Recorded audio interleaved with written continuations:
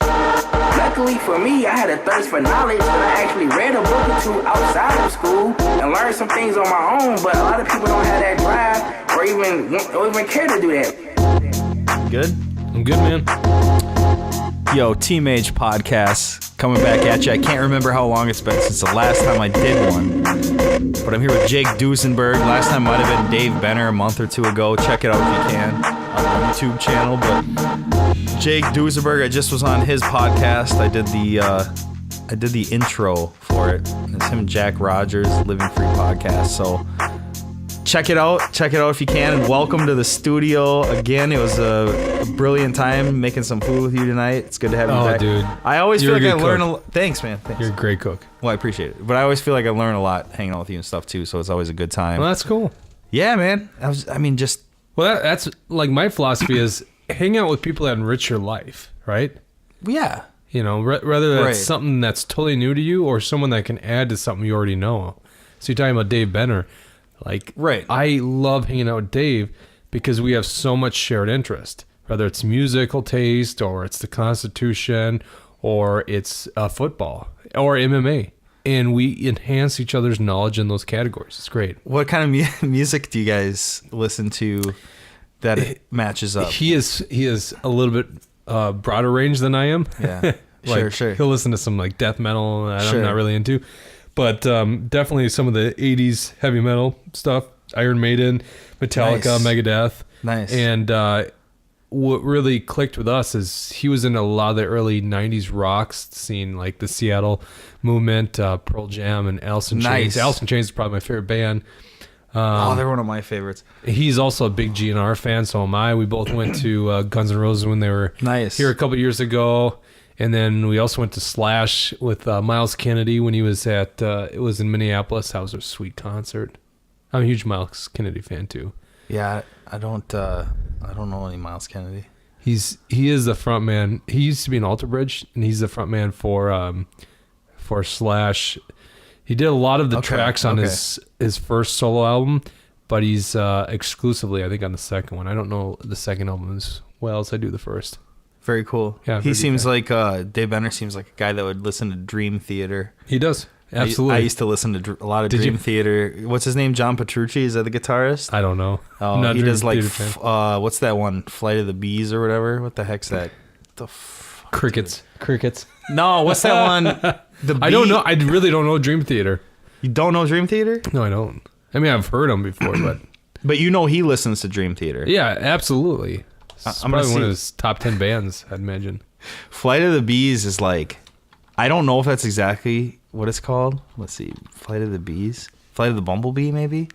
Oh my God.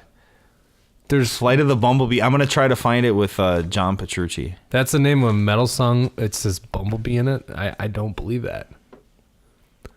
Well, Bumblebee. Flight of the Bumblebee is I'm too stupid to know who did it, but it's here, listen.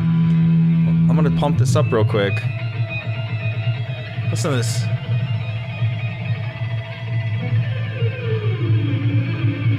You had to have heard this. It does sound familiar. I like that. That's a good sound.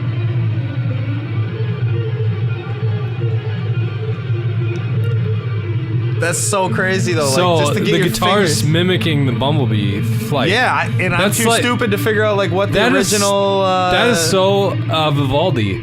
Like, you know Vivaldi's Four Seasons? Tell me you know Baroque music. Let's check that out. Oh, yeah.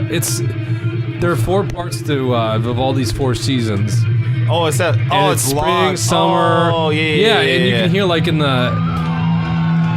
in certain ones, it tracks like the things of the season. Like spring, it's got the deep thunderstorms and stuff like that. Oh, sure. That's really good. Sure. Well, Actually, I mean, summer's got that. But he uses violins to emphasize like a rolling thunder. It's really cool. sure. Okay. Very cool. Touche. I was like, how much? Because I was like, man, I could just sit here on the podcast and play a bunch of really cool music. And then I was like, Vivaldi, and they were all 42 minutes. And I was like, oh, might not That's be probably the whole... Let's talk beer. Wait. Whoever's listening to this, we're going to take a 42-minute break for some Vivaldi. Just hang in there. Let's just rock this Vivaldi out. See, that's a wide range of musical taste there. Heck yeah, man. Dude, that guy's baller. I love Vivaldi. So, hey, man, you just got back from Hawaii. Hell yeah. And... Aloha. Did you drink? Tell them what the beer is that you brought. You know what? When I'm in Hawaii, I will do the chick drinks. I will go right for a Mai Tai. I will too. Yeah. Not really Mai Tai, but that's not really... is that a chick drink? I don't know. It is rum. I'm so not a master of... when I bartended back in the day, it was usually I was serving beer and maybe mixed cocktails, but which is, I guess that is a mixed cocktail, but not a lot of those type of tropical drinks. I mean, for Christ's sake, St. Cloud, Minnesota. Right? You feel me? You don't go asking for a Mai Tai every 5 minutes in St. Cloud, Minnesota. They do put like a pineapple cherry, and they do one of those little... Oh, those are delicious. Umbrella things, on them. God, I was in Kona 2 years ago with the family and everything. My dad and I, we have some pictures even where they give you like a frozen fake coconut drink, but then it's got real coconut and rum and stuff mixed with cream. Nice. I forget what that one's called. I don't even remember, but that's probably my favorite drink. Your manhood at the door, Coconut to me, though, is the ultimate. Isn't it? I heard it's coconut. The most... it's the plant in the world that provides the most broad sustenance for a human being. I heard it's a coconut tree. Well, it's got water, so I mean... it's got water. Huge. It's got oil that can be burned. Yep. It's got fiber to make clothes, sails. That's right, yeah. It's got the husk that you can weave to make rope.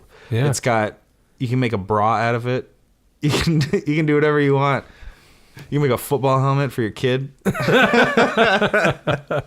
can do whatever you want, man. But that's what I heard. I heard if you were stranded anywhere, if you could get coconuts, that's one of the best things. Yeah. Very nourishing. Survivor Man always has, when he's in the tropics, he's always talking about the coconuts. Is he? Yeah.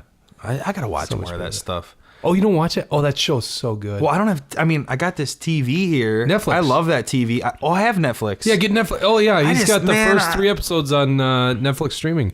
I'll check it out. By the way, since you got Netflix streaming, you watch Breaking Bad, don't you? Oh, I can't watch any TV like that. No. I don't watch any. I know. They're great, man. Oh, my God. Trust me on this one. Here's the thing. I've evaluated my life, and I'm like, if I sat down and watched a TV show and I put on any episode of Seinfeld, would it fulfill the TV void? Breaking Bad will. Well, no, but like Seinfeld, I just could watch one episode every month, and that's like my TV. Besides maybe a couple sports games or something. Yeah. And I could watch those online or whatever. So, I don't know. Like you TV. You gotta watch Breaking Bad. It's so good. I've watched like 2 episodes of it. Have you? Yeah, but they were in the beginning. No. You gotta start from the beginning because then you build the character of Walter. That's true. Walter. But then I could be reading books and shit.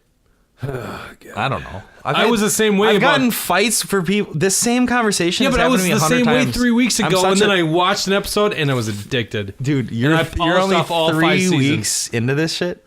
No, I polished it off. I polished off all 5 seasons. I was up to 2 a.m. watching Breaking Bad. Like my wife's sleeping on the side of me, and I got my laptop watching episode by episode. It was ridiculous. I was so addicted. It was like my meth addiction, watching Breaking Bad.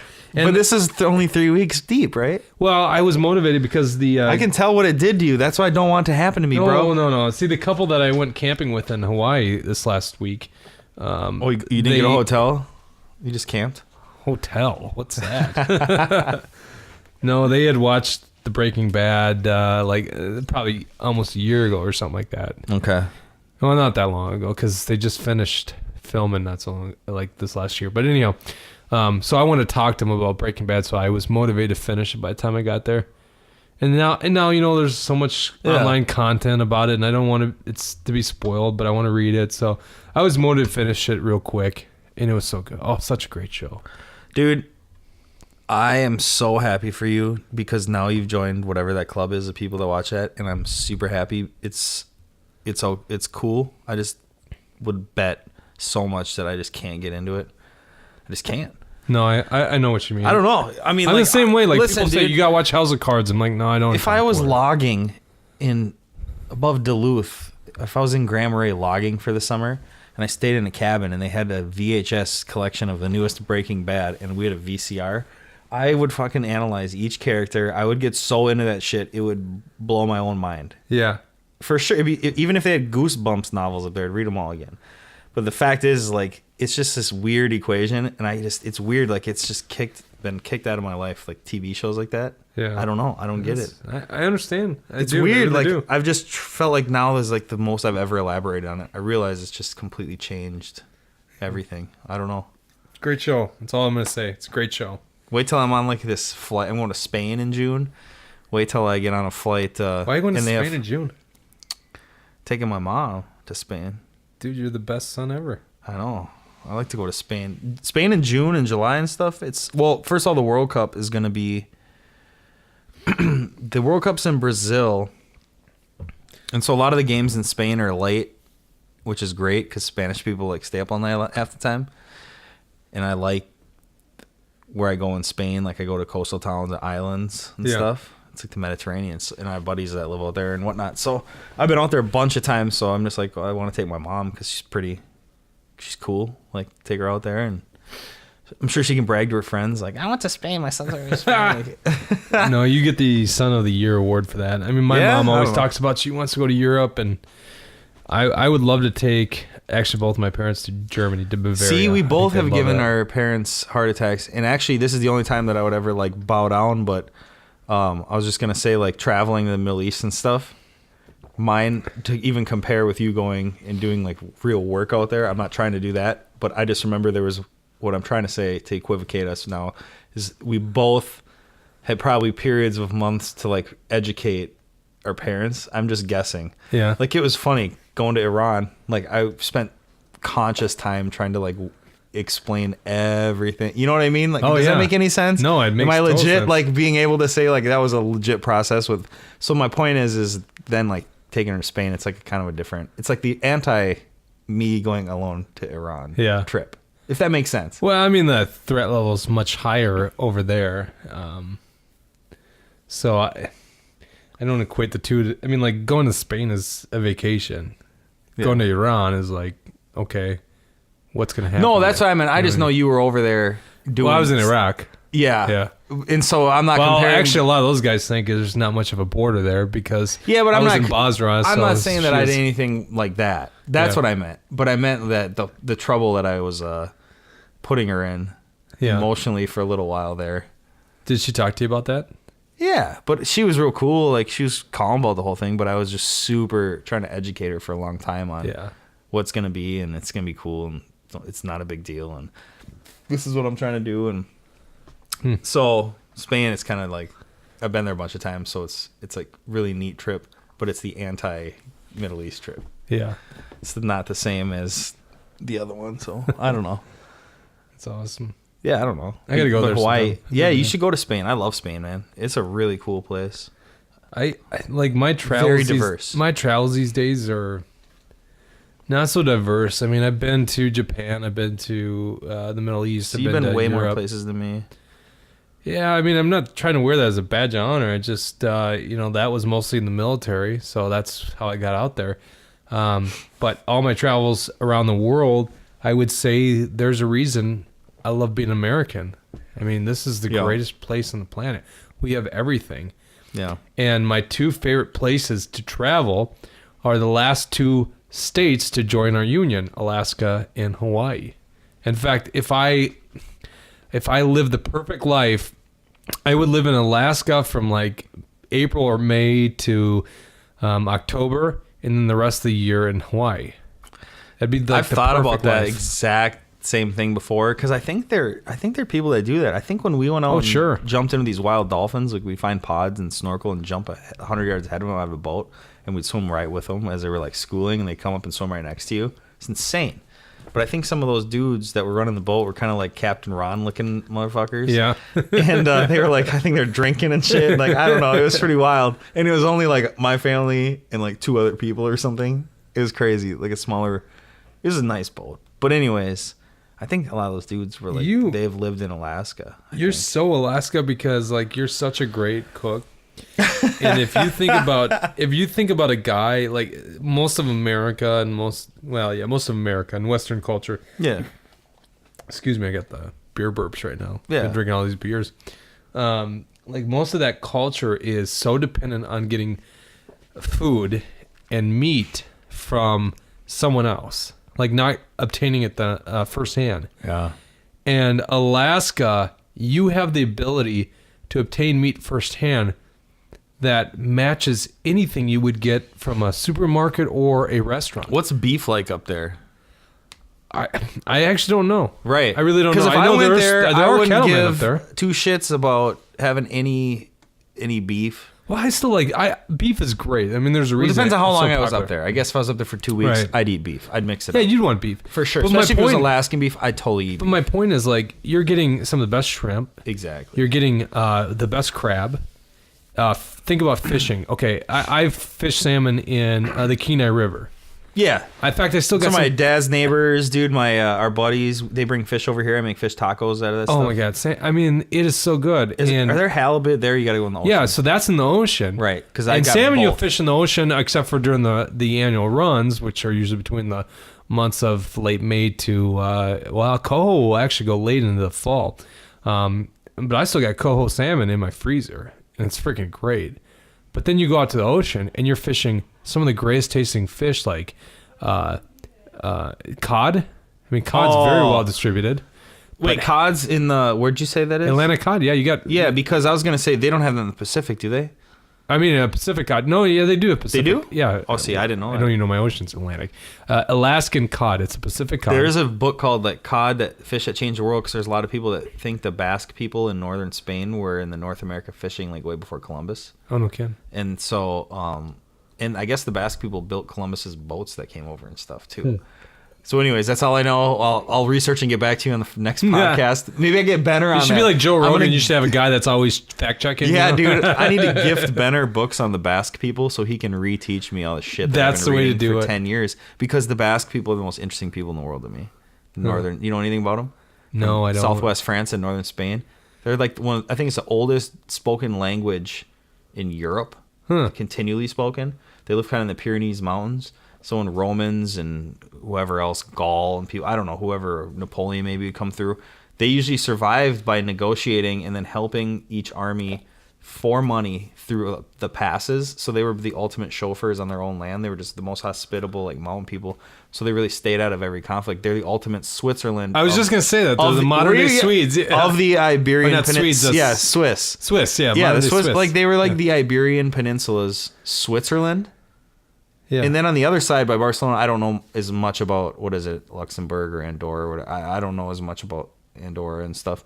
But up there, that's the Basque people. And so San Sebastian, Spain is the most beautiful. Like, if anyone's listening to this out there, knock, knock, Google San Sebastian, Spain. Is that beer burp? It is the most beautiful natural landscape in the world. I think like the most interesting people are Alaskan frontiersmen. Yeah, sorry.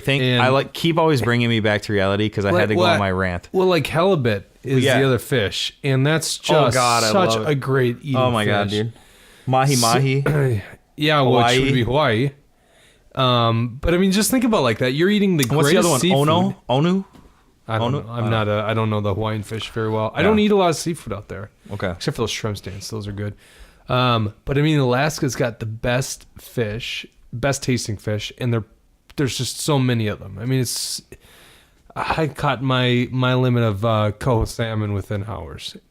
I mean, that's great eating. In fact, you come back here and like $18 a pound. It's ridiculous, the price of those salmon here. And then you think about the wild game. You get black bears that are eating nothing but blueberries all summer long. So their fat is far better tasting than stuff like here. blueberries. In fact, I'm actually going to be hunting black bear this August up in Alaska. Have you ever had a black bear steak that you enjoyed? I have never even eaten black bear. Because I've eaten bear 5 times, 10 times. Yeah. And every time it's been in a sausage or something like that, it's been good. Most of the time it's been in burgers, it's been okay or good. Yep. I've only eaten one bear steak and it tastes like garbage pile. But See, the one I'm in Minnesota, I'm they're- open-minded. But see, yeah, if it's that's Minnesota, a different. it's That's different. where that was the little that was the last thing I was gonna say in Yeah. that note was that okay, these are Minnesota bears where people basically hunt them on garbage piles anyways. Exactly. Whereas you're talking, that's what I was transitioning to. But I would obviously try like whatever that bear would be up there. I would. Well, I Totally mean, a lot try of those that. guys, they eat black bear, and I mean, Yeah. it's the common staple. And then you got caribou. Caribou's great. Really? I've never caribou. eaten that. God, I love caribou. Then you got moose. Moose are, it's crazy about like Alaska. Moose are the white-tailed deer of Alaska. Yeah. I mean, like you go down the highway, and instead of saying white-tailed deer crossing, it's a moose crossing. Yeah. It's insane. I don't know if I have a... It's on my list. I need to eat a moose. Yeah, for sure. I actually haven't eaten one of those either. There's plenty of North American game I haven't eaten, which Isn't makes that me crazy? think I need to move to Montana or something. Well, then you're... It's my favorite state. I've been to most, well, maybe not most, but because I haven't been to a lot of the South, but I really think Montana is like my favorite state. Pretty state. God, it's awesome. It's a cool state. Like, it's like Colorado's in a way better. You know, like the quote bunny ears. It's better, but Montana still got like that really old school vibe. Yeah. The north part is so backward. Like, I don't want to say backwards. It's kind of weird or not right way to say it, but it's backwoodsy. It's crazy. You don't have to go too far north. I here think in it's Minnesota. Highway 2. Well, it's so different. If you've ever driven from like Williston, North Dakota, across the entire north part of Montana, it just blows your mind. It's like, it looks like Legends of the Fall. It's like right out of a movie. It's super old Do you school. like the Missouri Breaks area of Montana? Is that the north of the Missouri River or south? No, that is or, the Missouri River. Well, Highway Yeah, that's- 2, I think, is the road that takes you. And so the whole time for a while, you're looking to your left, looking south, as you're going west across the country, and you're looking at the Missouri River Valley. Yeah. And so that's kind of pretty, but at the same time, it's not like the rest of Montana pretty, so you forget it pretty quick. Right. Yeah, Montana's pretty diverse as a state. We were down in That's West Southwest- Yellowstone. Holy yeah. shit, dude. We snowmobiled out there this winter. Oh, that's cool. Insane. To tip a sled, like you have to counter steer, dip your sled just to turn in the powder. Otherwise, you're just going to go straight. If you turn your skis, like you just keep going straight down a hill. It doesn't do anything. It's insane. I looked at getting a license for elk on Southwest Montana because I've heard that's such a great area. But Montana's licenses they're pretty pricey. Are they? Comparatively, yeah. I did Idaho. I think it was 500 or something, 550. Yeah, Idaho's better. I don't think people go to Idaho to hunt. That's where we hunt. And Colorado's the creme de la creme, to a lot of people. And then you hear a lot of Wyoming and Montana. But you get over to Idaho and people are like, well, I don't know much about it. It's too far. I'm going to it's probably spread some better priced. rumors really quick about like wolves and stuff. So fact check me if I'm wrong. But this is what everyone says because we get elk permits. We hunt in northern Idaho. What I heard is in southern Idaho, the cows are generally, and it's always different regions have different rules, but I heard a lot of the places like the really rugged, awesome southern Idaho hunting in the mountain ranges, I heard the cows are, you just go and buy them, they're over the counter, and the bulls are a lottery. But where we hunt in the north tip of Idaho, they say the wolves are so bad, and they've always been for the last like at least 10 or 20 years or something. There's been so many wolves up there that, I mean, you got to think like elk's kind of like sacred. My family's from northern Idaho, or some of it is. And so they're like, elk's their cow if they were from India. Yeah. I mean, except for they eat it. They don't just pray to it. But elk's that's the pinnacle. And the meat, to me, is one of the best tasting meats on the planet. Yeah, it's the top. It's unbelievable. I mean, anything you top. do to it, yeah, it's insane. I ate its heart raw. And there's a video on I my saw YouTube. that. Yeah. Oh, I love that. And that was less gamey than a cooked beef heart. A raw elk heart was less gamey than a cooked beef heart. And I like to cook beef heart. And I've tricked it. I make steak stew with potatoes and corn or whatever. And I've had different girls eat it. We've had people over, guests over at night and stuff. Have a big dinner. Did you rinse off that heart before you ate it? I mean, like that. Like trim? Oh, you mean the elk heart? Yeah, that's how I get all the gamey taste out of my animals. I just bit right into it. It wasn't gamey. I would think it would be a little gamey. No, it really wasn't. But there's if you're not eating the fat, because like the things that make just muscle, wild game gamey is fat and the blood. Well, there's blood on it, that's for sure. Yeah. But that's why I'm almost surprised you said it wasn't gamey. It was, but maybe, I saw that maybe video. we That's poured great. Maybe we poured beer or water on it to rinse a little blood. I don't know. I think I just, right out of it, I think I just ate it. But I remember watching you do that. I was like, but this guy's awesome. That doesn't help my cause for teaching people that elk's probably the most delicious meat that you could ever have. I mean, that hurts the cause, straps. But who cares? It's just more elk for me. Yeah, I mean, elk is just not gamey. At least that most of the elk that I've ever had, you got no gamey taste. See, every wild game could be gamey. It's just you got to prepare right. Well, if you know what you're doing. Yes and no. A lot of it depends, though, more than you could ever cover up if the animal's lifestyle or diet changed its like meat taste. Like you can never fix a really bad one. You can't. Like, see, I disagree with that. It's sort of like saying if a cow eats onions all day, its milk, you can fix it. You can't. You can't do anything chemically to that milk to make it not taste like onions. I'm not disputing that. I'm just saying, like, a lot of the reason people don't like wild game, because I mean, I'm sure you and I have both dealt with this our whole life here in the Midwest, is it's because of how you prepare it after you shoot it. Like, you talk about your typical hunter here in the Midwest, and they don't know what to do with the deer after they shoot it. Whether that's getting it cold quickly, whether that's properly field dressing the thing, leaving organs and stuff like that, or severing the urinary tract, or rinsing out the deer. I mean, how many people don't rinse out their deer right away? I am always finding a water source nearby, or I actually have a jug in my vehicle so I can pour water and rinse out that carcass, because blood actually gives it a gamey taste. And then the other big thing here is, take a white-tailed deer, you got to get rid of that silver skin, and you got to get rid of fat. Wild game fat is not good, other than like things like bear. Wild game fat, especially on the deer, elk or moose or whitetail, is not desirable. Yeah, but hold on. Which is funny. It's what makes beef so good. But what about duck? Duck fat is duck is different. Yeah, duck amazing. is different. I don't know why that is. Yeah, well, duck fat is that's like, what makes duck so good. Yeah, is you get that nice fat layer under the skin. Man, that's why I plug mallards. I always plug my mallards because that tastes so good, and you get that nice little level of fat, and you're shooting. And like when you brought that duck over, and I did Old Bay seasoning, I coated it in it, so I coat it so thick, almost like it's fish. You just rub the hell out of it with Old Bay seasoning. That's my go-to. And when you bake it on, like, try to prop it up so it's exposed on all sides, maybe with a drip pan. That's what I do. And I bake it as hot as maybe like 425, maybe even 450. And then I just bake it until the outside's almost blackened. Yeah. But then what happens is that skin puffs up like a Ziploc bag, and it's a natural, like, it holds all the moisture in. Yeah. And that's why you have to let it rest for like at least 10 or 20 minutes after you pull it out. So it's just nice and hot, or like warm. And then you know that all the proteins had time to just reabsorb the juices as they slowly relax the temperature. That's the key to having it, like, not run all over your plate and get it all watery. I'm so hungry, even though we just ate. I know, we just ate that steak tacos, man. But take a white-tailed deer and eat the fat. You will hate it.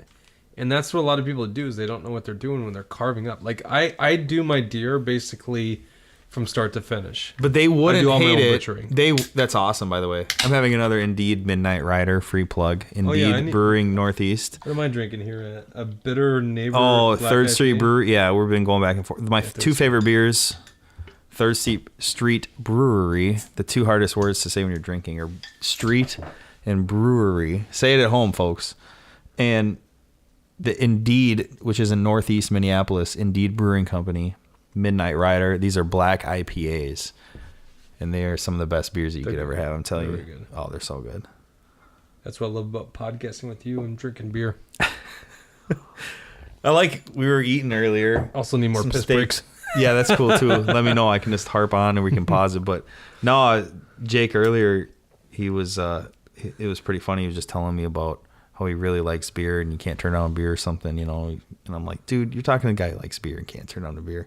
Then we just argue about who likes beer better. And then we're like, hey, want a beer? Yeah, and then we have a beer. It's exactly how, like, beer drinking men crap from the movies from whether it's 1930s worked or like right now or whatever. It's like, hey, how about a beer? All right. Do you think you're a beer snob? I used to fearful. Be afraid of that term, and now I'm like, you know what? Who is, if I'm not a beer snob, who is? But you know what? I almost had to stop myself from saying that because there's some of these breweries where these dudes are going to be really into beer, and it leaves me in the dust. So therefore, I guess I'm not a beer snob. Let me recant that or whatever. I'm not a beer snob. I like 70 or 80% of beers out there. One of the guys that knows beer better than just about anyone I know is my buddy from high school, Aaron Stetzer. And Aaron, like, he lives out in the Black Hills right now. And he's a huge climber. I mean, he actually competes in climbing competitions. We've done a couple multi-pitch climbs behind Mount Rushmore. Real awesome dude, big hunter too. Sounds highly illegal. No. I mean, when you get beyond Mount Rushmore, it's no longer the national park. So there's actually some really good multi-pitch climbs back there. And we've done that. That's what he does. That's why he moved out to Black Hills, because it's really good climbing. His wife's a big climber too. That sounds awesome. I was out there once and it was amazing. So. Oh, I love that area. But him and I actually were about to start a microbrewery called North Star Brewing Company. I was about to win the lottery, right? I know. Well, we had the business plan and some dude. stuff. Yeah, it was difficult because he lived out there and I lived here, Sure. and so it never came to fruition. But he knows all the shit, and he is like just destined to be a beer snob. But to this day, and I love quoting him, he will tell me the best beer on the planet is a free beer. Yeah, well, doesn't he's matter got if a it's point. freaking just your worst shit like Bud Light. As long as it's free, it's the best. My beer. dad has some corny jokes about this shit. Like, he used to talk about like the best beer. Like, my favorite beer, he's like, yeah, there's a $9.25 one at the Metrodome. Or something, like Bud Light. Like, he claims that's the best beer in the world, Yeah. Like, that's his joke, that's the most he's probably paid for one, so it's got to be the best one. The Budweiser you pay $9 for is the best beer in the whole world, man. Like, there's some truth to that. Like, the first time I had an Omen brew, Three Philosophers to be I know I've had that, but I can't remember. It's a dark Belgium. Oh. And it's a Cooperstown, New York yeah. beer. It's very good. I think the Nomad World Pub in Minneapolis had that. Did you know where that is? I don't. Nah, it's all good. It's kind of by the U. Yeah, I don't know Minneapolis scene that well. Cool. I'm a East Sider. Right. But like it's at Allery's, not. Yeah, not. Allery's. That's a beer bar too. So like the first time I had that beer was in downtown La Crosse at the Bodega, and it was like $11 At the women's clothing shop? Yeah, not At the what? That's the name. It's a really good bar. It's like got like 100 beers on tap. Where is this? It's the Bodega. It's in La Crosse, right off. I think it's off 3rd Street or something like that. Dude, I was supposed to go down there for some beer fest 2 years ago. Whatever. Oktoberfest or what? Yeah, it must have been Oktoberfest. That is that when they do their legit. thing? Yeah, I'm from there, don't you? Oh, for real? You didn't know that? Yeah, I grew up in Alaska, Wisconsin. It's just a town right north of it. Yeah, okay. So very cool. That was Oktoberfest to me until I actually went to Munich. Man. You grew up in a pretty area. Oh hell yeah! Is that why your hair is so like big and poofy and wavy? No, it's a new thing. Dude, he shows up in Mage Studios and like you're back from Hawaii. You got like the man half beard. Your hair's all poofy and wavy. It looks like Endless Summer too, like 1993 when they go surfing. I'm jealous as hell. You should have shown him in a pink tank top. I know. I thought about flip-flops in a pink tank top.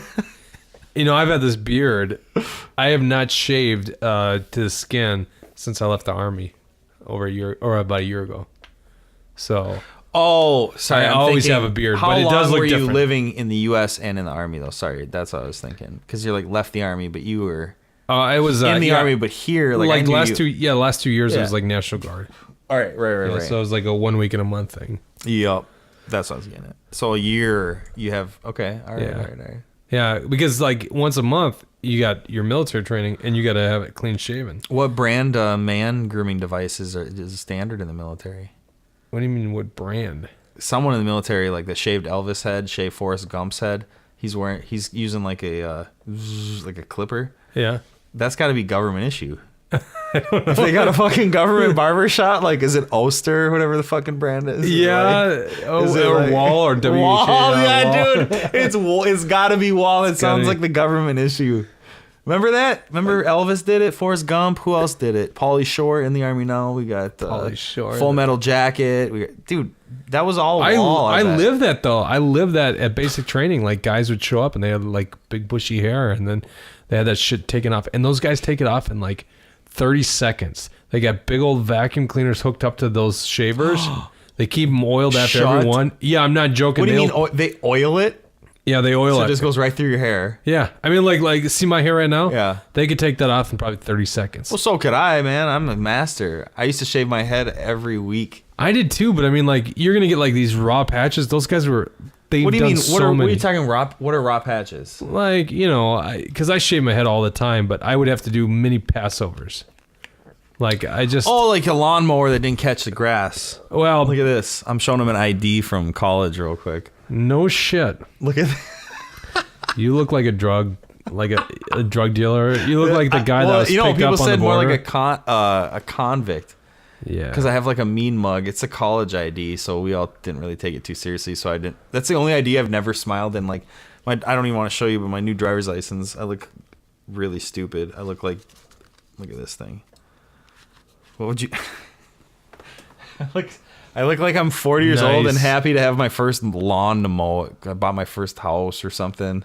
Nice. It's the worst ID picture ever. I'm just staring like a doofus right at the camera. Big smile, like I'm really happy to be at the DMV. This is the best DMV. I Google reviewed that DMV. I was like, this is the best DMV ever. I go in there just to hang out.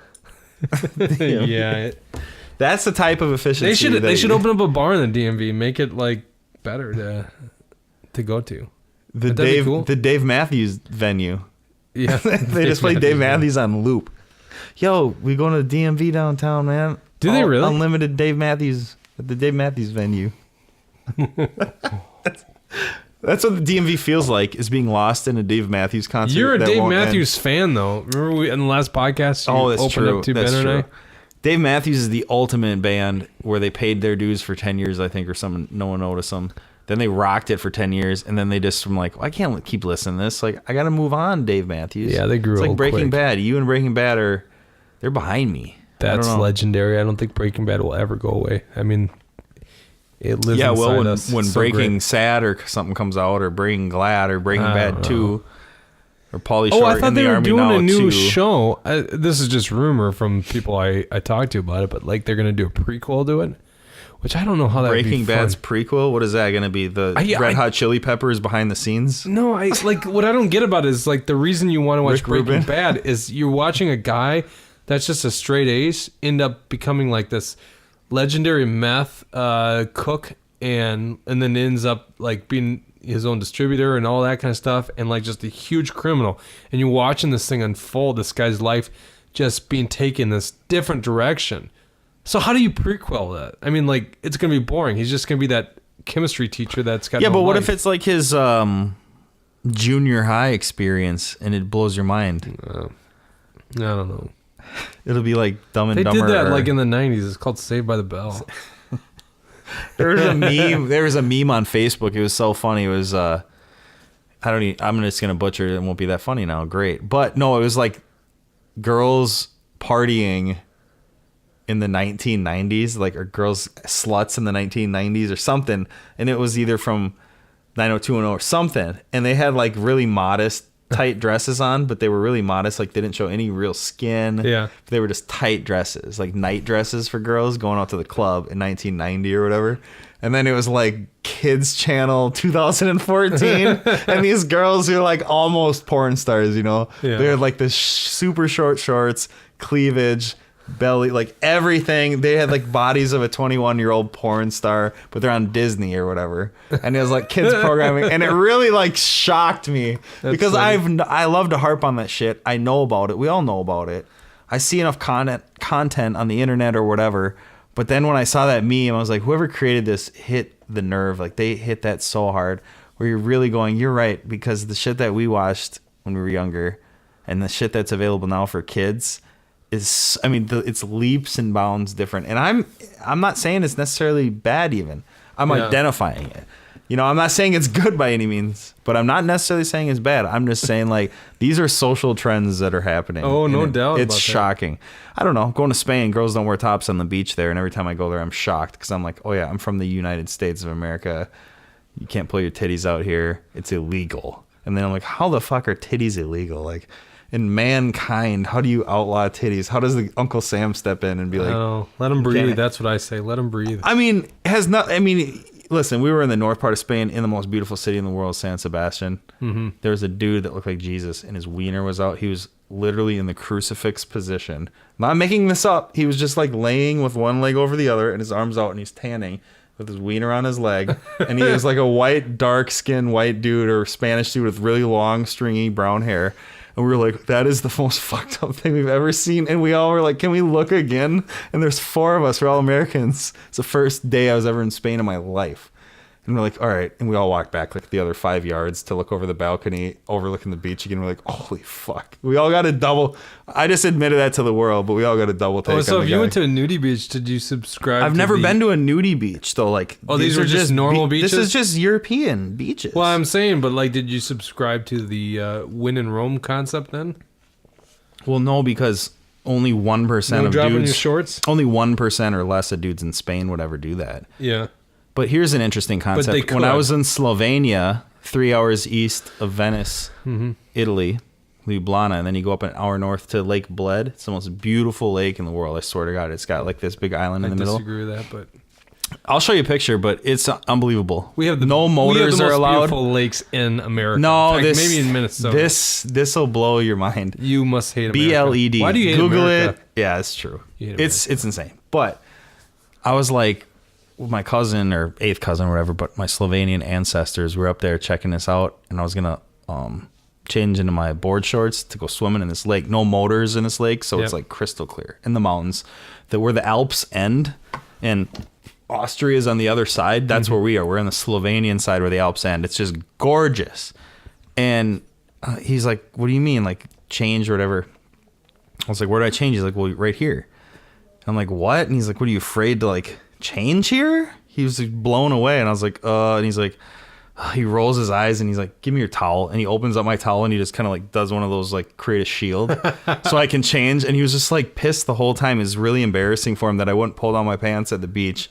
And I looked around and there was men just like pulling down their pants or wieners out, and then they just like stand there for a second. Like it's a locker room? Yeah, That's like funny. anywhere, just anywhere. Because if you're looking, it's like, why the fuck are you looking at my dick? Right? I mean, in a way, you can't hate on that attitude. If you're walking around society doing what you want, and someone's, I don't know, it's interesting because no one cares. But we do it more because of ladies. It's just like it's like it's a bunch of dudes. It's like a locker room. But it isn't, man. Go to Spain. They behave better at the beach than they do in the United States, hands down. Here you got guys throwing footballs, landing on your ass or whatever. You know, they don't have that over there. People like behave better. Yeah. They really do, man. I don't know. That's the vibe I always get. People are so chill in Spain on the beaches. Because if you're walking around with naked people, are you really going to try to throw footballs at them? No. You're going to be like extra respectful. And that's how it is over there. And so the composure is like nothing else. Right. That's the way I see it. It's cool. Yeah. Got it. Speaking of beaches, I was on the best Tell me. beach ever. So we were camping on an Air Force base. It's called Bellows Air Force Base, right on the east side of Oahu. And so it's the greatest thing to be a veteran because I get that benefit of going there. And I'm camping for $20 a night, which is great. Cool, man. Because I don't think you'd want to camp on a lot of the public beaches in Oahu, you know, because you're messing with locals, and there's probably turf wars and stuff like that going out there. You don't want to be that guy. I've actually heard about shit just like that. So yeah, Exactly. it makes sense. So I'm actually on a military base, but it's not like it's an active duty base. It's basically made for people going out there and camping or going to their cabins, and they actually even have condos there. And it's just beautiful, and the beach is just remarkable. Like you hear about Waikiki Beach as being such a great beach. Yeah, it is. It's a tourist trap, and it's got a lot of commerce around there, and it's got some pretty decent breaks, tame but decent. Yeah. But the sand sucks. This beach, the sand is like the best sand on the planet. It's the east side of Oahu? East side. Or Oahu, as they say, Oahu. right? Oahu. It's like it would be about maybe 30 minutes north of Sonoma Bay. I can't, yeah. Is that by Diamond Head or north of Diamond Head? That'd be even more north of Diamond Head. Yeah. Like Diamond Head's right. It's the east. It's the end of Oahu. East of or Waikiki. end of Waikiki is Diamond Head. That's right. We climbed that too. Yeah, man. It's Again. been a while since I've been there. I just went to the Big Island. That's the last time I've been to Hawaii was 2 years ago, the Big Island. That's it. And then Oahu and all that stuff. Maui, all that when I was like 15. So Never actually only been to the Oahu. the My Big wife's Island to been to me is Maui. kind of my island. I think like it just fits me. Yeah. It's really rugged. What I like about Oahu is being in, when I was in the military or being a veteran, you can go anywhere because it's so military. It's rich in history, and there's a a full active duty infantry division, the 25th, that's stationed in Schofield Barracks, so that's like central Oahu.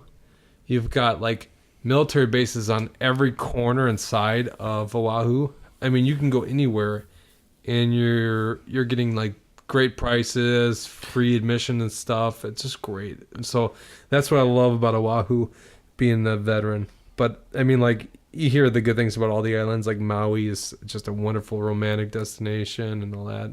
They're all, I mean, well, I shouldn't say they're all, because I think one of my buddies lives close to me, good guy. He's been there, I think he said like 10 times. Mm-hmm. His family's an airline family, so he's been way more places than I wish I ever had, you know? Which is why I can do this, because my wife's a flight attendant. Oh, so you get like cheap stuff too? Yeah, we flew out there free. Oh, see there, dude. Yeah, why do you think I go to Alaska? I just need to figure out but how I to miss be a my flight attendant. I missed my flight out of LAX to Honolulu, and we were starting to get word we didn't even make the trip, because it's always standby. That sounds so cool. But I've only been to Maui, Oahu, and the Big Island, but I know there's other islands that are awesome too, Kauai and all that stuff. Yeah, but I don't hear much about that though. I just like the North Shore of Oahu because I really like surfing culture, and I want to go back there. And going to the Big Island this last time, just the Big Island. If I went again, I don't know. I suppose I'd have to go to Oahu. I just have to. I think I'd like to go during the pipe competition. Yeah, it'd be so amazing to watch that. Because we stopped on the beach, and you know, we were almost like tour guides for my friend and his girlfriend, because they had never been, so we were kind of showing them. I was on Oahu for 17 days on my R&R from Iraq, so I spent a lot of time out there. And did you fly there from Iraq, or did you fly west? Yeah, that's fun. Yeah, you flew east from Iraq. Yeah, so what you do when you go on an R&R is you fly out of Iraq into Kuwait, and then you wait for the next flight available, and then Kuwait takes you to Germany. What? Yeah, then which takes you to maybe Ireland, or you could bypass Germany, just go to Ireland. And then you go maybe to Bangor, Maine, or you could go down to Atlanta. Yeah, but so you flew west. You didn't fly east. No, you definitely fly east, but I'm saying that's what I'm saying. That's how it works, and it's all right. And so imagine you're leaving the war zone, and your final destination is Hawaii, and I'm hitting up Germany, Ireland, freaking Atlanta, and then finally I end up in Hawaii like 36 hours late. No, more than that. Yeah, from when I left 2 days Iraq. later. Or yeah. something. Oh God, it sucks. Like R&R is 15 days, and it ends up being like 21 days all said and done. What do you do on R&R? Nothing. You can do whatever you want. Yeah, but what did you I do? Sure, yeah. Well, my first R&R when I was stationed in Kosovo, I went to Bavaria. Yeah. We stayed in Garmisch, which is like right along the Austrian border. It's right in the Alps. Beautiful, beautiful place. Sounds cool. And they've got a really awesome army resort down there called Edelweiss. Oh, okay. Like that mountain flower. And, I mean, we were just touring Munich and the Bavarian Alps and all that kind of stuff down there, farting around, eating wonderful sausages and potatoes and drinking. Dude, I eat the shit out of sausages. Wonderful sausages. Oh, yeah. German sausages, or even Duluth sausages, the Great Northern Smokehouse or Northern Water Smokehouse in Canal Park. Yeah. They do like lamb sausages and like smoked fish. It's insane. I love Canal Park. So anyways, yeah, dude, so that was your R&R in that was the one in yeah. Kosovo. And then right, the one in Iraq was do you just pick where you want to go? You're like, I want to go to Hawaii. Well, you get a free flight, and generally what they want you to do is, I mean, they generally say go back home, right? Yeah. Well, if I had kids, I would have gone back home, but I didn't. And I didn't want to see parents and then have to say goodbye again. So I'm like, all right, I'm going to live it up. You get a free flight anywhere. I'm going to go to Germany. Actually, the reason I went to Germany from Kosovo is because I was a platoon leader and I didn't want to leave my men stranded too long. So I wanted to make it something easy where I could be back real quick. Right. You should have just went to Iran, duh. Yeah, right. Well, they wouldn't let you. Yeah, I was going to say, there's no way. Yeah. There's no way. And then I went to Hawaii, and I was like a young junior officer in a big division staff, so it's like the division doesn't stop if I'm not there. So I'm like, I'm gonna vacation it up, And so I met Kirsten out in Hawaii, and we spent, it was like 16, 17 days all said and done, just by how the flights worked. And That's cool, though. Yeah, it was paradise, man. I mean, we stayed right on Waikiki Beach. There's a military resort there. It's like $150 a night. It's called the Helico. It's beautiful. I forget which one we used to stay at, man. Dang. It's with my family, and they're all kind of doing their thing, and I was kind of I'm always the most independent. It's just like kind of the immediate family, mostly two, me and my dad, and then 2 sisters and stepmom and stuff. Is that your sister? Yeah, that's my sister. Jeez. She's good looking. Yo, all right. Anyways, as I was saying, I was in Hawaii, and so I'd go down to the bar and watch a Peter Schiff video with headphones on or something. Like, I would just chill, watch TV. It was a poolside bar outside with TVs under the hut. Like, It was perfect. Let's have a beer or two and just relax. Read articles on my phone, like, whatever. And so I'm talking to this guy, and I'm a pork fanatic. But this guy next to me... you really love Hawaii. I didn't have a lot of pork in Hawaii, but I'm really? talking to this guy, and he's like just drinking, just hard. Yeah. And he ended up being from Seattle or Portland or one of the 2 cities. And what was his name? Dave. I think his name is Dave. And then he married into like Hawaiian family out there. And this pool was for hotel guests only, but they lived like 20 minutes away on a hillside, like residential area with old like Hawaiian house, like, or, you know, regular ass suburban Hawaiian houses, like, what do you want to call them? Like big facade, but old school building and stuff on the hillside. Not facade, that's not the right word. Big poles that hold up like a deck that, well, I guess it'd be the facade of the house or whatever. Anyways, they come down because they probably don't have shit to do in this neighborhood.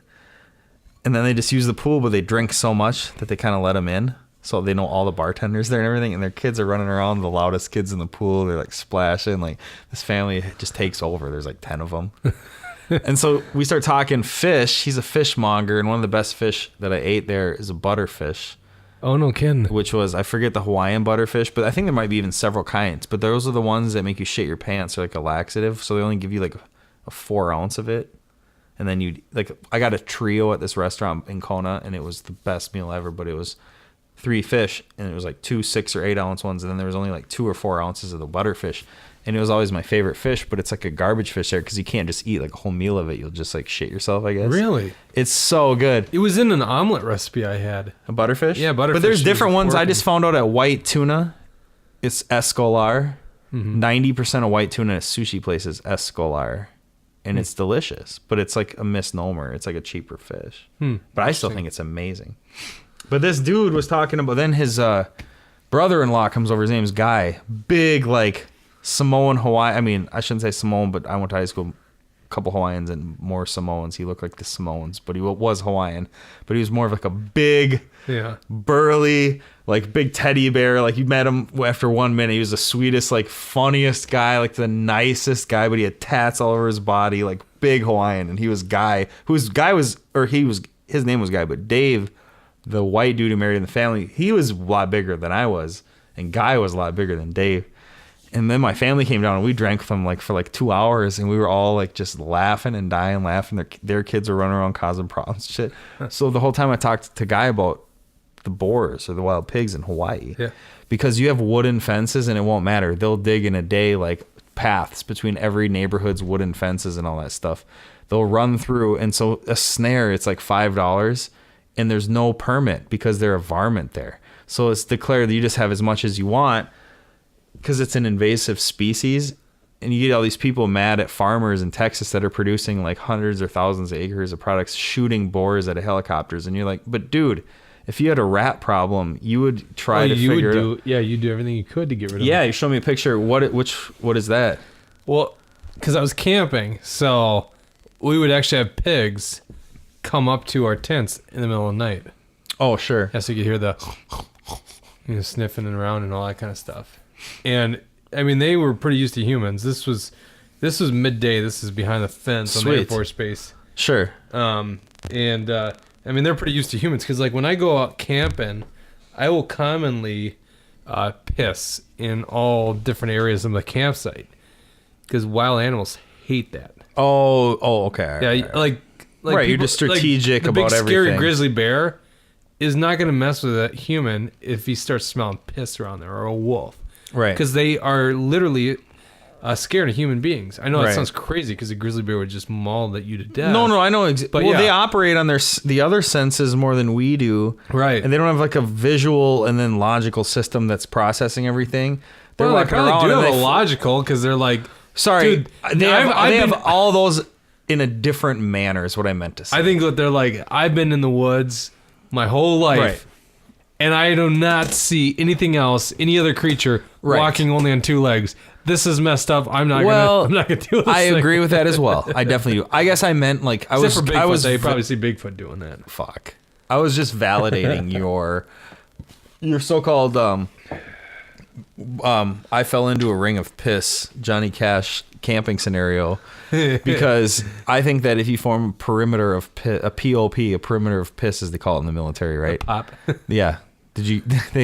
I'm at the DMZ. Immediately set up the POP. You down with ODD? Yeah, you know me. That's basically how we talked in the military. That's protocol, man. But anyways, the perimeter piss. I think that there's got to be a lot of truth to that. No, And there's have you ever absolute YouTubed it? No, I live it. I do that all the time. That's a quote. No, I mean, Have you ever YouTubed it? Yeah. Yeah, I live it. yeah, That like shit have you is ever like- YouTubed it? No, I actually get out and do live it. No, I mean, I live it. think about it. Like, That's what I'm saying. I you agree. piss somewhere, Yeah. your dog, like say you're out camping or hiking, your dog's gonna smell your piss. These things are so Yeah. in tune to that stuff, and animals hate the smell of humans. I mean, you know this is a deer and elk Yeah. hunter, so Yeah. so yeah, I try to spread my scent around. I mean, like when you're in bear country, it's a good idea to leave out clothes with your human scent on it because it Oh, it's a good idea? yeah, because it deters animals. They don't want to be around something with human scent. Very cool. Okay. Yeah. Using cologne, things like that are non-natural in the woods, When we elk is a hunt- deterrent. There's 15 of us in a big, like, we camp on the side of a mountain. Yeah. We probably have so much scent and, like, Oh, big time. we have a few dirt bikes and, like, oh, dude, I'm Nice sure. little Yeah. fumes A from kitchen. We make a kitchen with, like, boards on trees and stuff. And But see, that's like the opposite because now you're trying to mask your scent. Like what I'm saying, when you're out there just camping, you're not actually. Oh, for hunting. Yeah, I'm sorry. But when you're hunting, you actually okay. I now was you thinking know. of the metaphor, or not the metaphor, but yeah, I was definitely Well, see, just you saying, know like, you got the human camp- scent, so now you, what Yeah. you do is you spray yourself, or you wear carbon-lined scent lock suits. and it's stuff. amazing. It's amazing to use scent in that, you know, such a way when you're hunting and you're actually just cognizant of all that stuff because Right. when else am I thinking in the terms of wind and No one does. Yeah, it's you not don't. normal for it's humans. just when you're hunting, and then my brain's in that mode, Yeah. and it's awesome. It's a different stimulation, but I mean, it's in your DNA. It's natural once you learn different things. Like it's natural, Right. Even if you never were taught it, you would figure it out eventually. right. It's that type of natural, and that's what's so cool about hunting is it's like, wow, I want to get my meat from a more organic and sustainable and all the above and less cruel. It's not in a cage all day, like. It's beautiful, and then all of a sudden you're like, you know, here's a weird example. I never would go this far, but I watched a 70s or 60s like hunting reel when I was like in hunter safety, like 12 years old. I mean, I was Yeah. 82 or no, that'd be I don't or 1998 or 7 or something. And I show this dude. I'm not making this up, and he like went down to grab deer poop in the hunting instruction video, and then he put it in his mouth. Have you heard of that shit? Yeah. You have? Well, That's imagine stupid, if you- though. I mean, why would you do that? and then he's like, "This is fresh." And I'm Like, so now you your can breath t- isn't, bro. Yeah, but you can see if it's fresh. You can actually poke it. Yeah, You don't even have to do it with your of hand. You course. can just poke it with a stick. Yeah.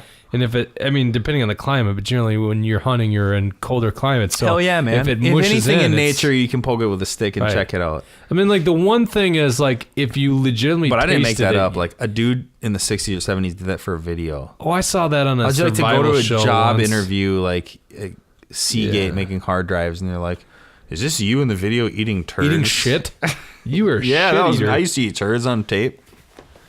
I mean, like, you could taste maybe some of the nutrients it's It absorbing. ain't rosemary. Yeah, There's yeah. a rosemary patch just to the west of here. We better head that way. Well, you know, it tastes a little blueberry, so that bear must Yeah, be eating it's- blueberry. You know, shit, dude. It's in Alaska, and that's a common staple here. Although, wait. That grizzly shit tastes like salmon. Really? Good job. Well, you just ate shit to figure out that there- grizzly down the river is eating salmon. There was one time that I watched a fishing video. It blew my mind because it was so basic, but at the same time, it made a breakthrough in the way I saw nature. And it was when I was younger, and it was a guy fly fishing. He caught a fish, and so he cut it open, and then he was examining what it was eating. And What do you mean? Fish, like the bugs, like he was trying to look for what it was eating. Oh, okay. So So you then open up he the could- stomach, you're saying? Yeah, like he'd open up his stomach and all that shit. And then he was basically like, see, it's really grubbing or something. Like he would just figure out what it was eating, and then he would figure to make that type of lure with his little, he'd like wrap all the flies on the spot even half the time and stuff. Oh, nice. This guy was nuts, but it was these old school fishing videos where people were doing that stuff. Makes that kind of sense. blew my mind. Makes sense. Because when we fish up in we fish in the Clearwater National, that's big enough. I won't give away a spot, but we fish in like July, end of July, early August. Because it snowed until July up in there. Clearwater National Forest, Idaho. But the trout fishing up there, I mean, it's like, it'll blow your face off. It makes you never want to fish even in the ocean. Well, that's a lie. I'll fish anywhere. But it just, to me, that's the pinnacle. It's the ultimate. Are those mountain streams with trout and shit. Like that yeah. blows everything away. I can't explain it. I don't know why. It's just in my DNA or something. It just. Oh, and the whole moral of that was we used split shot sinker with a hook and a worm. Split shot sinker maybe like 12 inches up. Huh. That's it. Beats all fly fishing. When I was salmon fishing in Alaska last year, I was using a spin combo. I was not fly fishing. I do love fly fishing, by the way. I just, to me, it's a little bit more time and dedication, and I'm always trying to acquire meat. So, so that's why I went with a spinning combo. I know people that are always trying to acquire meat. If I had like the luxury of time, I would fly fish. But I've never gotten into trout because I'll eat trout, but to me the trout, it's just not the tastiest fish. I don't like it as much. I can't say I've had a ton of trout in my life that aren't mountain trout. Yeah. And I can't remember if I've ever had lake trout that wasn't smoked, and even smoked lake trout is like different animal. Everything tastes good smoked though. But rainbow trout from like a cold, like a 45-degree stream up in the mountains and stuff. Well, if you're eating it up the mountains, it's the That's what I'm best tasting saying. thing ever. Yeah, but I would say even if you could bring it theoretically, I mean, not like in a car, but if you could transport it to Minnesota right now in front of me. Yeah, a lot Even of from there, I a lot just of think people like that. For some reason, I just never gotten into trout. It's I never don't been know. one of my favorite, and I do love salmon a lot. Yeah, but it's way different. Well, not way. Yeah, It's not way different. I mean, they're both the pinky kind of flesh, but it's like I'm gonna try to type in rainbow trout meat and see if an image comes up, because like I don't think it's that pink meat. Holy shit! One is totally pink and one is totally not. Yeah, this red, that's the color. There's more like, see this pink? Actually, that doesn't really. Yeah, it's a rainbow, but see that red is kind of what you want. Like you catch them and they're like red. yeah. But maybe they are pink. Like, you know what? Do you want to go? You know what? I'm going to do a fishing trip for steelhead, and there's actually a coho run up in Where? the Boyce Brule in Wisconsin. And There's salmon up there? yeah, I know. I blew my mind because How far of a drive is this? it's like 2.5, 3 hours. So go up to Duluth Yes. and go east. When are you leaving, on Thursday or Friday? No. You got to remember, this is a run in a river, so this doesn't happen until fall. So it's a September run, and I knew this is a very infamous trout stream. I've canoed and kayaked every part of that river. It's a beautiful river. It's a great canoeing. They got a great Class 3 rapids called May Ledges, which is north of Highway 10 or Highway 2. It actually flows into Superior, so it's a north flowing river.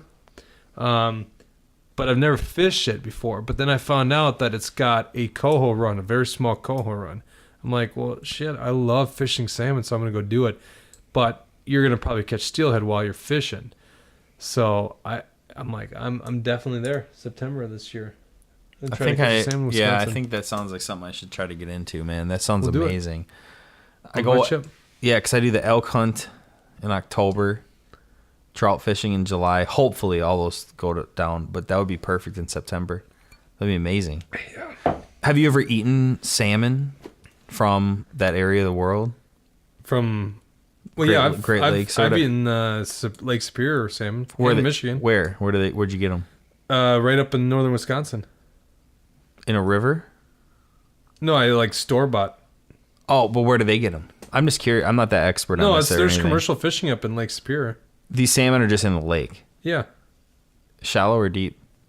We went lake trout fishing in Lake Superior on the Upper Peninsula. Or was that Lake Michigan? God, I'm stupid. I'm not an expert on the habits of salmon in a lake like Superior, but I mean, you could charter a boat to go salmon fishing up at Lake Superior. Yeah, dude, it was crazy. When I was like 16, we went on a family trip to Bluefin Bay. Yeah. By somewhere, was that by Tofty, Grand Marais, Lutzen, somewhere around there. And we were going to go deep sea fishing, and it was so bad. The guy's like, it's going to be really rough. Like, you still want to go? And we're like, should we go? And we were all, as kids, like, we could go in airplanes. My uncle's like small planes. We were pretty tough kids. Yeah. So even if you puked, like, we wouldn't even give up. We were tough kids. Like, we could do shit. And we're like, yeah, we're still going. And plus, like, my mom, the driver of everything, was like, hell yeah, and she's like, where did they come up here not to go? Yeah. And the captain's like, okay. And so, like, the next morning, he was supposed to call us. I don't think he even called. Like, he knew we were already in the hotel. I think he called, and then finally he was like, we just can't do it. It's just too bad. Really? And it turned into some, like, you could look out from the hotel and see the waters. Jeez. And I could just, like, see this nightmare of my dad being like, we never should have done this, and my mom out there like, well, we'll just catch one and go back or something. Yeah. I could just see that. Obviously, we never went. But anyways, that was as close as I ever got to catching fish in that. And that was pretty cool. There was one other time we were up there. We used to snowmobile up Grand Marais and everything. We walked along the lake, and my sister and I were finding like ice caves. Sure. Like small ones, and we almost thought we'd find a bear, because some were like a tree, and you'd find the root system, but like the earth had like shifted it, and a cave would be under a massive oak tree or something, or whatever the hell tree. Yeah, perfect for a bear to. And we'd go in there, and it'd be like the size of this entire room cave. I don't know. It was pretty wild. Getting back to salmon, did you know that? So salmon, they move up rivers to spawn, and then they die, right? They die. Do they just get washed back down? No, they get eaten up by birds, by grizzlies, although the nutrients are pretty much gone. So humans won't eat it. Animals will, especially birds. But a lot of those remains end up fertilizing the soil. So sure. It makes it for a rich growing area. But except for all the phosphorus from like lawns and stuff and farms, I bet they get in there. Yeah. But like the most interesting thing about it is during that spawning period, so when they're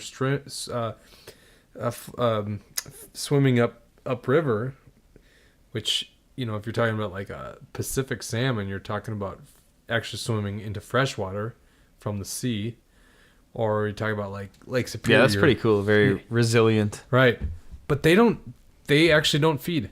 Do you know that? Yeah. They by instinct, they want to bite at it, but they're not actually acquiring food. It's the craziest thing ever. The way that they talk about the behavior in northern Idaho of these elk, and I hope I get something wrong, just so someone can maybe correct me. But so they talk about, you got to get a fact checker on your show. I know. They tell me basically like the way that all the people, my family, their friends from up there, or whatever, that they're talking about elk that.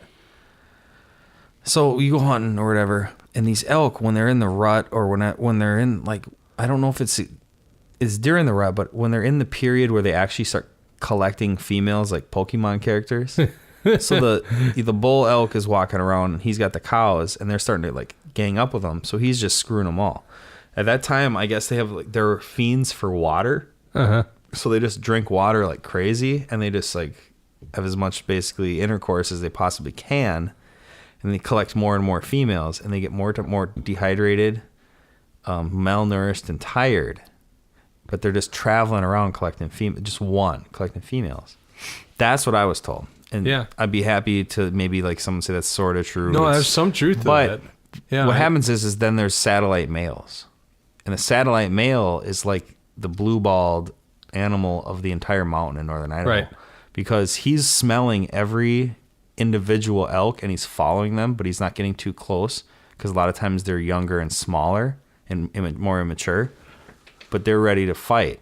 And so finally, when this other elk, it's bound to happen, the more he's screwing females and the more he has, he's going to get more and more tired. And by the end of it, he's going to be almost ready to like pass out because he can't even walk anymore. Yep. And at that point, there's one or two satellite males sometimes that are just waiting. And then as soon as that other dude's like a victim, they'll fight. He'll be like, I'm done. He'll get out of there. And then the other male comes in and tries to start claiming one by one all the females. And that's how they talk about how it works on the mountain. And what's crazy is true, when though. we were out there, that's true. One of the dudes shot like a 5x5. He just sat there. He shot him, and then he shot him again from like 20. He shot him from like 10 or 15 yards, and then I guess he shot him from 30 while it was like trying to get up again. He just waited, and like 20 minutes later, a spike came out. Got him too. Like the animal kingdom's crazy. Like if you think we are just another animal species, like there's nothing unique about humans. You got something messed up in your head because you're right. There's some people that don't think there's something unique about humans, but there's something unique about most humans. Most people I think would at least say something. What's the law that says like the more number of a species, the smaller their size? That's a lot. You know what I'm talking about? Like the amount of like humpback whales is so much small. The amount of polar bears is small. Grizzly, like compared to cockroaches, and then compared to like mosquitoes. I have no idea what you're There's talking a about. lot. You're talking about like the balance in nature. Yeah, like the smaller an item is, or a species. Well, what I was basically, going to say is like, I just meant like humans are the only thing. That's why they're so unique. They're the only one that for their size has like completely multiplied. Yeah, but I may be wrong. Well, like where I was going with this is like, so elk do that. What you're saying, because a lot of that's true. Like a bull elk in rut is going to acquire a certain amount of cows, and he's going to mate with them, and it's his rights through fighting. Mm-hmm. That's how they figure this stuff out. And so how do you have a thriving elk population? It's sorted through these fights, and the more dominant, the better. More survivable creatures are going to mate and create, keep that gene pool going. It's just so funny because like we're so different as humans. Because if we were under that concept, the concept of like marriage would be out of the question. We'd just be a bunch of people fucking around. We'd have a ton of mates, and what it would be it'd be like the gym. Well, each species has their own culture, and sometimes each species in different locations changes their like. That's culture true. Too. Like that's what's amazing with humans because they do the same thing. Geese will like mate like with one other mate for a life, so it's unique. Yep. But I was just thinking like, and maybe geese in Papua New Guinea, maybe there's a promiscuous. There you go. I just don't know. Well, I mean, I've seen geese fight over a certain right. Female, but it's like the way I look at it is like, think about humans doing this. It'd be like the gym would be the ultimate place. You got all these hot chicks in their yoga pants, working out the gym, and you got that one beefcake that's freaking squatting 600 and benching 350, and he's the one that's got the 6 chicks in the gym, Right. And just average It'd be like right out of us. a cartoon. Yeah. Right out of a we cartoon. got no shot. Right. We can't compete with this beefcake, This guy's going to freaking take us out with one punch. But obviously humans are different. We even it out because that guy's a freaking idiot. He works out 4 hours a day in the gym, and the rest of his day is selling protein shakes. He's got no intelligence, and women in this culture like intelligence. Or he's got no humor because all he cares about is the size of his muscles. I wonder if there's any animal where like, I know one actually. I'm sorry. I can already answer my own question. I was going to say, is there any animal species that the whole like alpha male doesn't apply? And I'm thinking of one. Do you know what? I think it's a trapdoor spider. You know what that is? Yep. I want to say that's the one where bury themselves in the sand and then something falls into them. Yep, exactly. And they just wait and their food lands right on top of them. I freaking hate spiders, by the way. Yeah, everyone does. I kind of like them. They're creepy as fuck though. But I want to say that this trapdoor spider might be one, or there's a few spiders where I think the male has to like trick the female into having sex with them. So it has nothing to do. Like they have to basically do all kinds of weird shit and then lure the female. Maybe they pet them. Like they have to do just creepy shit, and then they basically fuck them real quick. And then I can't remember if the female always eats them. Sometimes eats them. They always eat them. Yeah, like sometimes the female, right when the dude like inseminates the female spider, she's just like, gotcha. I can't believe you did that to me. Mantis, don't they do that? The female always eats them. Oh, they tear off their head or something. Like praying mantis, that's how it happens. Just the fact in nature, when we talk about like guys are pigs, look at men in nature just fucking everything or something. Like, you look at that and you're like, oh, but there's no reverse. How about these female species that they rip the head off the male and they finally like have sex with them? They just like rip their head off. What does that say about? I don't get it. I don't know. This is like sort of topic, but it's sort of on topic. Did you see Jay Carney, the press secretary of the White House? No, I didn't watch it. So, okay, this is so stupid. So, like, the White House is making statements how women in our economy are paid like 70 cents on the dollar to men. And the same metric that they use to use that statement, they find out the White House women are making like 88 cents to the dollar to men. So, like, their own metric is used against them, saying, well, aren't you discriminating against women in the own White House? And to listen to him try to spin his way into like a legitimate answer, it's just a joke. I don't want to even rack my brain for a specific issue that I've heard Jay Carney talk about, but everything he's ever talked about, it's like watching the hipster version of Obama talk. Yeah. It's like Obama's aide that's his apprentice that's a hipster. Like, not that I even think Jay Carney's a total hipster or anything, but at the same time, you're hearing the fluffier of the fluff. That's what you're hearing. And, but press secretaries are always like that in a way. They're always so like when that. You get an They're extra fluffy, yeah, exactly, the top spinster. But like if you get an extra bullshit fluffy scenario, a president, a policy, any sort of topic that they have to talk about that's bullshit, and then you hear it like fluffed up as much as you can. When you start with bullshit and you fluff it up, it's like just more shit. You know what I mean? Like if you start with a decent policy and then they're trying to sell it, like, oh, we're cutting the Department of Agriculture, we're cutting the Department of, Education or something, and then you have to have a press secretary, like their fluff is at least it's going to be based in some kind of something of substance where they're like, listen, this is what we're trying to do. The Obamacare stuff, the Jay Carney, everything he's ever said. I don't know, man. Like it's one of the hard. It's almost harder to listen to than any W. Bush stuff. Oh, big time. To me, they're identical. They are. The subject matter is different, but the way it hits me, it's equally as sour. Yeah, because it's lies. Very sour. They literally in this press conference talk about how this is such a transparent administration. I'm like, transparent? Are you freaking kidding me? Like, you don't talk about the NSA spying programs. You don't talk about wiretapping foreign leaders. You don't talk about the drone policy overseas. What are you talking about transparency? None of what you guys are doing is transparent. One of the old adages, or I don't know if it's an old adage or whatever, but like, or even a statement, but how they talk about, it's a basic concept that everyone's probably heard. And it's basically like, when you hear the government say something and they're trying to sell it to you, immediately just start by putting your philosophical position in the opposite of what they just told you. Like, just start there and believe that. Yeah. I don't know what the best way to say that is. Like, just whatever they tell you, it's the opposite. Yeah, believe it's wrong. Believe it's the opposite. Yeah. But that's the way I feel like a lot of that stuff. It's sad. It's sad, but that's true in many ways. Yeah, I don't know. Do you think Obama's ever eaten wild game? Honest question. Probably. That's what's so weird about it is, think about he's such Napoleon, George Washington, Abraham Lincoln. Like, think of these people where they probably could be like a jack of all trades type individual. They could be a Renaissance man. As Obama. I don't think dude, the guy has to. Here's a good example. I hate talking about these people like celebrities, but you have to. But he plays basketball. He went to Hawaii and did coke, marijuana. all kinds of shit. He was hanging out with all kinds of different people, and he was giving speeches. So that means to get good at basketball, you have to be playing some like really good competition with alpha males and learn how to deal with them without getting your face punched in. You have to be good at basketball. Well, how do you know he's good at basketball? Because I've watched him play. I've heard he's not that good. He's good. He's good enough that he's played. I could beat him.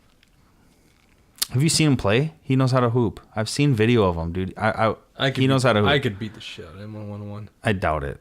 I'd be throwing elbows. I highly doubt you could even come close. God, to it. I would love. I've seen videos. I'd love to do that. But then all his like, all the other shit. My whole point is, dude, I hate thinking of him as a human specimen. What do you want to call it? Cult of personality. That's what I want to say. Cult of personality. I hate thinking of him because then I dehumanize the actual individual that you're really never going to hardly get to see because they're the most protected individuals in the world. It's like an intimate person. Yeah. At least for a while or whatever. And as a cult of personality, then you're really not analyzing their actions, their role in government, their policy. So the cult of personality does like a shame on both aspects. Because then you're just like Obama the star. And you're shitting on the fact that he's a real dude deep down. Like if you somehow hung out with him for a year, you had to. You were, he left. He was in some fucking island neighborhood in British Columbia, and he was your neighbor. And all of a sudden you just hung out with him for a year. I don't think you'd like him. I don't know, man. Because these people are I'm not saying he's a sociopath, but I'm saying everyone in politics is probably a sociopath. Yeah, see, like this isn't even political. Like I dislike Bill Clinton. Oh, but dude, I legitimately could hang out with Bill Clinton. Okay. Yeah. But Obama, I agree with both. He's a narcissist. I could hang out with Obama. You don't think you can hang out with that dude? Have you seen the pictures of him riding a bike? Yeah, dude. But have you seen with like the granny jeans? He gets along with. Yeah, dude. Dude, that guy. Okay, I'm not shitting on your style. You can. I'm just saying, if it was anybody, he would be equal. I'm not saying he's better than anybody else, but I'd rather. Oh no, I mean he's human. You know what? I'd rather hang out with him than Bill Clinton. But he's not a bro. I'd rather hang out with him than Bill Clinton. I totally would. Yeah. Come on. Mm-hmm. Dude, it's not even close. Having a couple beers with Bill Clinton, hearing the stories about his infidelity. Come on. Yeah, I don't want. That's what I'm saying. I don't want to. I don't want to listen. I used to bartend. You know how many fucking amateur Bill Clintons I've ever heard their stories? If I hear one more Bill Clinton, even if it's from Bill Clinton, I'd rather hear Obama. Like, they don't talk. Who are you? What's your background? Where'd you learn? Do you really think Barack Obama's interesting though on a personal level? I'd be like, where'd you learn that jump shot, bro? Phony, though. How'd you cross over those junior high kids? That way. How'd you cross them over and how'd you dunk on an 8th grader on video? And then I don't know. I just don't see that, man. I think he's such a phony. I don't think there's really a cool bone in his body. I think he actually has to try to be cool. It's possible. Like, did you see that interview with Zach Galifianakis? Yeah, between the two ferns. You can't. He's trying too hard. This is like a total Fox News as a backup source conversation. Not you, not me. Like John McCain but the whole to me is just as much of a fraud. Like he's not funny. John McCain is the worst. Like Mitt Romney. The worst. Have you seen that documentary of Mitt Romney? Like Mitt Romney actually is a guy I think is very likable. Like I would, you never been next to him. Yeah, exactly. I mean, we're not going to drink at the same bars. He's not going to the dive bar. He's going to the nice upscale. But I mean, he seems pretty cool. Like I would talk to Mitt Romney because, he actually seems like a guy that gets out and does cool shit. I'm like Obama. Whatever, dude. That he's a phony. I think I'm just 180 He's a big city you. phony. I'm so 180 from you. I seen Obama shoot 3-pointers. I stood next Anyone to Mitt Romney. Shoot 3-pointers. No, I stood next to Mitt Romney, and that guy. First of all, he looked like Woody from Toy Story. He had so much makeup on. I wanted to wash his face with a washcloth. Well, they all do that. No, they don't. Yeah, they do. No, not all. Oh, they all do. Not it. Ron Paul. He's the only one. I'm pretty sure he has. But anyways, I'm just saying. Off his life. I'm just saying, man. Mitt Romney, that dude. Well, see, here's my consistency because I'm really meaning this is not political. Like, I don't think it'd be really cool to hang out with Ron Paul. Like, the only thing that's cool about hanging out with Ron Paul is philosophically. I don't think Ron Paul is a guy. Oh, he'd be the best. You think? Why? I'd make strudel with Carol and Ron Paul. Dude, that's not interesting. Oh, come on. That'd be the best. You could make him a burger. You could talk about like whatever. Well, I'll talk about I'll that put picture this, where he was on the bicycle. He had ran like on his bicycle. You seen that picture? That was cool, but I also saw in the Ron army. Paul on his bicycle more recently, and he'd done. Now I'll tell you what is legit. Gary Johnson, the dude's climbed Mount Everest. He's climbed. I think Gary Johnson's the man. I'd love. Dude, this that's the guy guy I want to interview. He's like the John Fairfax, modern day John Fairfax. If you don't know who John Fairfax is, Google it. Yeah, I don't. He's know like who the hell it is. inspiration of that. I only drink Dos Equis guy. Oh, John okay. Fairfax, the guy that lived with the Panther for a year. Yeah. Solo paddled the Atlantic. I mean, that guy's legit. But like Gary Johnson to me, like one of the coolest things about Gary Johnson, if you watch the video of him talking about his climb on Mount Everest, that is cool. I think I've seen it. That's so cool. And then he's a triathlete. He's competing in the Ironmans. He's an Ironman finalist. That is cool. Like Ron Paul, I don't know. I mean, is there really anything interesting to Ron me about Paul right? is like He's was an like OBGYN. at 74 years old or 72 or whatever. Well, how old is he right now? You know, It's like 76, I think. at like 77. 74, 72 or whatever. He hit the only congressional out of the park home run for the congressional national baseball team. That's a valid point. He wakes up so early that before he reads the newspaper, he rides like 20 miles on his bicycle. He doesn't ride that far. Dude, I've seen him on a bike. If he rode 20 miles, it would You've take seen him a him couple on a hours. bike? Maybe he rides Like on all the a pictures path. of him on a bike. He is, It's a picture, bro. dude, listen. Muhammad Ali looked like he was standing straight up, but he was knocking fools out. They just look different when they're older. When I met Ron Paul the first time, second Earl- time, I asked him like how his biking was going, and I don't think he heard me. He's so old. I think That's true. I think I had probably like yell in his The ear. dude is the man. No, but that's a political viewpoint. I agree with you. Like from philosophically, Ron Paul to me is about as pure as they come. That's true. But like when you talk about an individual, like who they are, I don't think he's that interesting as a guy. I will say this: you saw him in Bruno. Yeah. That's like when he got real. Yeah, that was pretty cool. Well, I thought he was Like he's so like that guy's bull queer. composed. I thought that was he funny. was so composed. Like Yeah. maybe he's so old that if he punched him, and the guy punched him back, he'd break Ron Paul's face. But it was like if some dude or girl, like if somebody was in my hotel room, like trying to lock me in there, and they were like in there, especially a man, and I'm a man, and I'm reading the newspaper, and he's like bigger than me, and he's got his like G-string on. I'm never violent, but I probably would be. I'd probably try to square him right in the nose with my right, just one time, and then make a bolt out of there. I'd probably try right away. I wouldn't even think. I'd probably just boom and just run. But Ron Paul, I mean, he's just like, he puts a newspaper up, like there's a guy in a hotel room with Ron fucking Paul. I know. And he just like ignores him, and the guy's getting all sexual with him. Oh, that seems so funny. That it's movie so is so wrong. hilarious. It's raunchy, It is man. so wrong, but it's so right, isn't it? No, I mean, like, I know, like, my Ron Paul friends that listen to this are going to hate me because I say that. I'm speaking truth here. Like, Teddy Roosevelt, as far as the Republican goes, is about as bad as a Republican as I can think of. I mean, he's probably the father of the modern progressive era. We talk about Woodrow Wilson a lot, but really it was Theodore Roosevelt. But Theodore Roosevelt, in many ways, would be the kind of guy that I would hang out with. He's a big outdoorsman. Dude, who wouldn't, though, honestly? Right. Well, I mean... But you don't get that shit anymore. I mean, like... It's just you can't, because back then... It was a completely different. Is it? I mean, like, because can't we have a guy like that? No, because politics is run by the global economic system and everything it touches. Yeah, but we're America. I mean, we still like might. That's the thing about it. No, man, you're right there. That's the age of the nation state, and the answer doesn't lie in the age of the nation state. Obama has to show like he's strong on defense. It's everything in politics. Here's the best way that I could say it and maybe make sense right now. I'm not saying this is going to be semi-profound at all.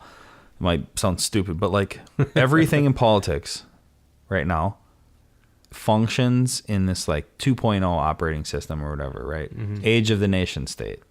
It's after feudalism is 2.0. In the future, when you have like whatever the future is, I'd like it to be based on some kind of system of natural rights or something. It probably won't be, unfortunately, but we got to fight for it or whatever. But everything in modern politics is definitely run by global economic interests, especially that we have like a really bad monetary enforcement on the globe. Everyone's monetary system is run with a fractional reserve system and like a top-down scheme. They're all fiat currencies. And well, there you go. And that's fiat, the big thing. which is the way that all those systems function. Right. Yep. And so basically, my point is that usurps any structural system that would be classified under the age of the nation state, which we all dictate. We have flags, songs, national birds, foods, languages, colors, all that shit. But yet, the way that all these nation states are being run is so far ahead of that paradigm that it's a cognitive dissonance, and that's why politics is so fucked up. Yeah, but you got to remember, you have to still appeal to the average voter, and I don't think they buy into all that bullshit. But imagine if the average voter somehow was as stupid as they are now, but the only difference is they did not subscribe to this paradigm that they're part of some nation states. Because check this out. Imagine one generation in the future, all cultural identities, race, language, ever, are so melded that it makes, instead of less harmonious from clashing, it just makes everyone more harmonious. Mm-hmm. The age of the nation state in one generation may be gone. We may be upon something that is like, holy shit, this whole globe has to get along. And the things that are usurping the power of the working class are these big financial systems that are run in this 3.0, not the 2.0.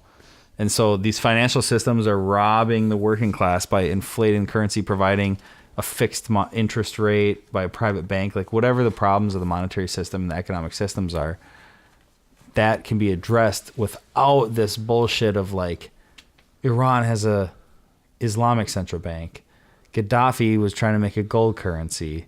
The EU is doing this. Chinese are buying minerals. Germany is calling for its gold back. The United States is printing more money. Like, all those things are affecting the working class people.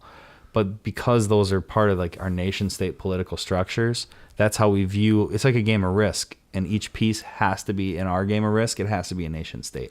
Where it should be a whole different board. It should be basically economic interests. It shouldn't be these cultural nation state interests. But that's the way that we get people to move. That's the way we get people to permit shit to go on. So I just think like it's holding a lot of people back because they're just like, oh, I trust our federal government. I trust the Federal Reserve. And you're like, well, you just said two different things there. It's not the same thing. You know, I think some of the appeal to a guy like me about living in Alaska is not just the nature and the wild game and, you know, subsistence living, but it's the fact that you can be in an area where you're kind of apart from a lot of that crap.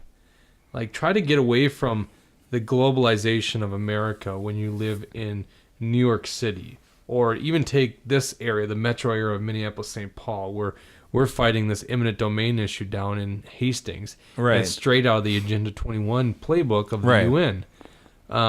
But go up to Alaska and go live in an area where you're more independent. I mean, you are more reliant either on community or the self.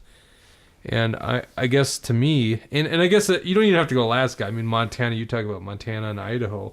I mean, it's the same shit there. Is you can live much more of an independent lifestyle there. But the other thing that's intriguing to me is the Free State Project in New Hampshire. I think that's pretty interesting because we could get a bunch of liberty-loving individuals to move to one area, and then we can self-govern. Yeah, but haven't you heard like the cliche about that area where basically all those people within like a decade or two become like the San Franciscoites of that Isn't area? Isn't that funny? That's funny. You've heard that though, right? I didn't introduce that. Yeah, okay. No, it's a natural tendency of man. Good. In many ways. Yeah, because I've heard that same thing, and I'm just like, yeah, exactly. It's a cyclical notion of the individual where history's cyclical. You got to understand it. That's why the idea. But think about it. Like when we talk about history is cyclical. Well, you're only on this planet for 80 years, maybe 90 to 100 if you're lucky. But actually, not if you're lucky because the last 20 years sucks. It's like 72 years or something. Yeah, whatever. So you're only on this planet for a very short amount of time. Do you really want to just be part of this history cycle, or do you want to actually live? You know, like I was debating going to Hawaii. I felt guilty for going to Hawaii. I had some responsibilities here at home and all that kind of stuff. I'm like, you know what? Fuck it. I'm going because I want to live. I want to live my life. I don't want to feel like I'm missing out on, this day of stock picks or this day of, weekly email blast, things that I missed out on because I went to Hawaii. No, I mean, I'm on this planet for 70 some years. With how much bacon and beer I consume, I'm probably on here for 60. Right.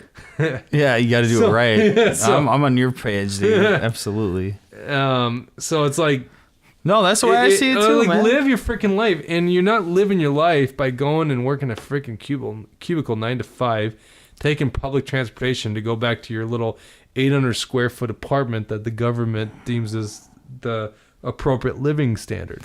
Go live, be free. But let me counter this because... Is there a counter to that? I don't think there is a counter to that. I'm super obsessed with the idea that what you said is true, right? Yeah. Like, you got to be as free as possible. You got to, like, enjoy, like, maybe you could even hunt your own food. Like, anything like that makes your life more fulfilling. Because to me, that's 100% what resonates with me. But then, like, okay, going to Spain, going back to this. My buddies there, and the average person, they live in smaller living quarters. Sometimes they'll live with their family in smaller living quarters. Sometimes, like, everything's centralized. It's more apartment. They have less possessions. But I swear to God, they're more happy. I swear, dude. I don't get it. No, let me take that. I'm sorry. It's crazy because... I don't think that's incongruent with what I just said. Because, sure, okay. So I had a lot of naysayers on this recent camping trip to Hawaii. Yeah. I posed to my wife and to Matt's girlfriend, Brandy, that we're going to go camping in Hawaii. In fact, we actually had this camper cabin at start, and then they had renovations, so they gave us a campsite. And I said, we're going to go camping. I got to be honest, I didn't plan it this way. I do really like it. I like the concept of camping because I love camping, and to camp in Hawaii is awesome, but I can understand you guys not wanting to do it. Well, the rationale I have is, if you're spending a lot of time in your hotel room, what enjoyment are you getting out of Hawaii? Yeah. So why spend, and if you think about, let's budget your 3 days in Hawaii. Let's do $150 a night in your hotel, or $20 a night camping, and spending the rest of that $130 on eating out real well and running kayaks and surfboards. I mean, what would you rather do? So under that very example you just gave, I mean, that's what we did in Hawaii. We camped. We gave up on the living conditions. I had my little backpacker's tent, hardly enough room for my wife and I. We certainly couldn't even move around in there, but it was enough to get us out of the elements. So if it rained at night, we were taken care of. And then we were only in there for sleeping, and we were up catching the sunrise in the morning and living life. So I guess when I made that statement before, it doesn't mean you have to have vast majorities of property or a big house or anything like that. But it has to be, you have to have the ability to obtain what you want in life. And some people, that is just the freedom to spend 3 days of a weekend to go camping or go out in the elements or whatever it is to you, but just find that freedom and live. That's interesting because, you got to obtain what you want. And it was like, I don't know, late afternoon today, sometime like right when I was finishing up with work and stuff, I was just thinking about, man, it really is always the happiest when I format somehow, whether it's very voluntary or involuntary or somewhere in between, I format my goals or even lack of goals, and I say, it's not about like the destination or the goal, it's about the process. I always try to retell myself that, because sometimes I'm like, dude, I got a big room, a little studio here. I got a house, garden. I cook the food I want to cook. Like the pinnacle of my existence a lot of times is like, as people know that know me or even listen to this, like it's cooking, gardening, like it's the food. So it's like, wow, in a way I could freeze time and be happy as long as I format it mentally in that position. But I'm a competitive and driven individual. I'm always trying to improve, and I'm always trying to explore new hobbies and challenges in life. So it's weird because those two things in a way are the complete opposites. I feel like they're both good. They're both things that make me who I am. So I want to view them as one and the same. But I go, no, they're almost dichotomous. The idea that you have goals and challenges in life is completely anti this whole thing of enjoying the moment, and you have your food and your like comfortability, or that's not even a word, but if you feel me, you know, like you got whatever you're going on here, and as long as you could like in a moment sit back, take one deep breath and have a sip of wine or eat that burrito or like whatever you made. Like as long as you do that, you froze that time. It didn't really matter how you got there. You enjoy that. Okay, which is incongruent with the fact that you want it better that already. You eat that burrito, you go, this isn't the best burrito. I want a better one. If I was to write a book, it would probably be something on the topic of living free, right? Yeah. Which is the name of our podcast. Yeah. Live Free. Or Living Free. Yeah. In fact, I started a YouTube channel called the Live Free Project. I haven't even posted on it. The Live Free Project. Is that going to host Living Free podcast? No, but it's gonna. Okay. Well, maybe I should. Because it's a lot of living and freedom. It's gonna have like hunting videos and stuff, and talk about how connecting nature to how I live free. But we'll have to go like fishing or hunting one morning, and we'll make like a 10 or 20 minute video about it. Oh, exactly. That'd That's be great. what I want to do with you. Yeah. In fact, I think I'm gonna take all the videos and shots from Hawaii and post it on that. It'll be my first video. Cool. Yeah, that'd be cool. Like the concept is really it's how you in your mind rationalize freedom. Okay. Because not everyone's going to be the same. I say this almost kind of in a joking way, but in a lot of truth. I feel I would be more like think about the way that you live less free is being imprisoned, okay? That's like taking away all your freedom. But in some ways, as a state of mind, I could actually rationalize living in jail for the rest of my life, being more free than being subject to the whims of the state. So imagine a guy like Irwin Schiff who refused to participate in the IRS. I can agree. Keep going though. I can agree on Irwin some Schiff front. who refused to be part of the cronyism of the IRS and stood up to the government, and they threw him in prison. At least he didn't, in his mind, he didn't participate in the slavery of the income tax. So maybe in his mind, he actually is living more free, even though, and most people would say, how could you possibly say that? You're in prison. But I think all this is a state of mind. Some people don't mind having that structure in life, being very goal-oriented. In fact, goals are their freedom. All I'm saying is find a way to live free, to have enjoyment in your life. And I could guarantee the majority of the people that are taking public transportation to go to a 9-to-5 job freaking hate their life. I mean, that's why we have a high suicide rate in this culture. Yeah, it's true. I mean, you look at Japan and like these countries that have crazy, Sweden and stuff, countries that have these weird high suicide rates. They freaking hate it, man. And yeah, they do it because and that's you have to have income. You have to have money to pay for things. That's crazy. But, here's another case in point: the guys that marry chicks for the wrong reasons. Yeah, and they end up in a life they hate. Because of their choice in marriage, you know, and I think I have a very good marriage because I married a really good woman, who I think really empowers me as an individual. Sure, but there are a lot of guys that don't do that. Sure. And so, oh my God, how you possibly my understand first freedom? 3 wives, whores, total. I hated them. So to me, it's really like living free is a state of mind. It's whatever you as an individial find, but go find it and do it. I agree with everything you said 100% in the framework of you are a human being, so your paradigm can be like shifted in a different box. So Irwin Schiff's box is pathetically small, but in his perspective, he could be the most free person ever. Right. It's like someone becoming a freaking Buddhist monk or a economics professor in prison. Like, but they've opened their mind to like. That's tough to say though. Imagine you had a government that enforced you into a certain kind of career, something like in a communist country, and you said, "I refuse to work in this career. I would have no enjoyment of producing X widgets in a factory all day long." Right. And so your alternative is in prison. But in your own state of mind, isn't that more free because in that context, you I agree, stood up 100%. Yeah, I mean, like Irwin takes it to a point where people don't really think of, but I've given speeches on this about how our income tax is a form of slavery. Of course, it's involuntary servitude that you work for. That's why Harry Reid like twitches and sniffles when you ask him, and he says it's voluntary to pay your income tax. Yeah, it's funny. That's some of the best YouTube clips. Look it up. Harry Reid. I think Jan Helfeld is the one who gave him the interview, just a regular independent journalist. Like he's one of those dudes. Right when YouTube was coming out, had videos.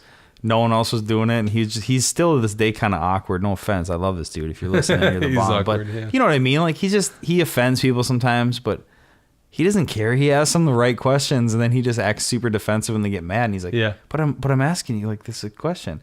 He's the best. He got Harry Reid to say taxation is voluntary, and then he goes, "Well, what happens when I don't pay?" Well, there's penalties. He goes, "What happens when I don't pay the penalties?" Well, then there's other penalties. He's like, "No, they're gonna put me in a cage, right?" Well, no, then I will do that. Well, you sure? Well, I get they might do that. Like it's like, yeah, you just. Dude. I think it's our podcast number 10 or 11. I can look it up here. Yeah, 10 or 11 on Living Free. Yeah, which you can go to tparty.mn and look at podcasts, or just go to iTunes. Sure. And I actually do that. I do an audio clip of that. I actually have listened to that. That's right. We'll have to. And I did speeches on that. It's I'll try to link to that. We'll try to put a link. Episode number 10 is called "Slavery, Taxes, and You." Living Free podcast. Free. Jake Duesenberg, number 10. Right? Okay, that's sweet. Well, yeah, we'll try to wrap this up here. But that whole living, I like how we kind of ended on this living free stuff because at the end of the day. People, I've talked to a lot of my friends in Europe, stuff like that. I mean, words can become problematic. I always say some of the words such as, my favorite 2 words, socialist and liberal are the most problematic words in the world, because anytime you put a mic in somebody's face in the United States, those are 2 evil words. But at the same time, you could call Thomas Jefferson of the classical liberal school the first real Western cultural, like modern world liberal. Yep. And you could also call socialism to this day something I believe in firmly. It's one of the best human interaction traits as a whatever kind of sentient mammal we are, some kind of collective cohesion. Socialism is one of the best things ever. The misnomer is that socialism means usually like forced socialism. Like if I have like 5 cookies and you have 0 and I give you a few, like that's social, or a room full. That's voluntary. That's what socialism is. Yeah. But like socialism in any government function already is underneath the umbrella of the premise that government exists, which is force. So then you have forced socialism, which isn't even socialism. So it's tough because I will never use the word socialism in any like group debate. Like I just won't even touch it. That's a great point. You know what I'm saying? Like socialism in itself. I say Marxism. It's a Marxist economic structure that the state uses. But that is still, see, you know what? You still have the state in there. So to me, that it goes hand in hand with state. That's why I don't say either one of them, because it's like socialism on like no, that's what Marxism in a picnic. is I'm the dude who shows up and I want to make sure everyone has something. I'm a socialist. I'm a picnic fucking socialist. I'm the biggest socialist on the planet at a picnic. I know. Right? But the state is the opposite, because the state has to come in before the socialism can begin and allocate resources, have the bureaucracy, and have force to anyone that disagrees. And then if they'll put you in a cage and or kill you and or fine you, whatever. Yeah. And so all of a sudden you have socialism that takes from the left hand and gives to the right and takes a little for itself. And you go, oh, that's what you all call it in socialism? Then it becomes problematic when someone asks you if you're like pro-socialism. You're like, right away on a philosophical level, you're like, duh, I'm a human being. Like, I'm a good person. I want to like help anyone. Oh, you mean government social? Oh, you mean the tyranny of like I don't think that's gone through the transition liberal has, though. I know what you're saying. I don't know. They're both problematic. Yeah, because I generally think most people have understood socialism, especially Marxism, as something that's done by the state.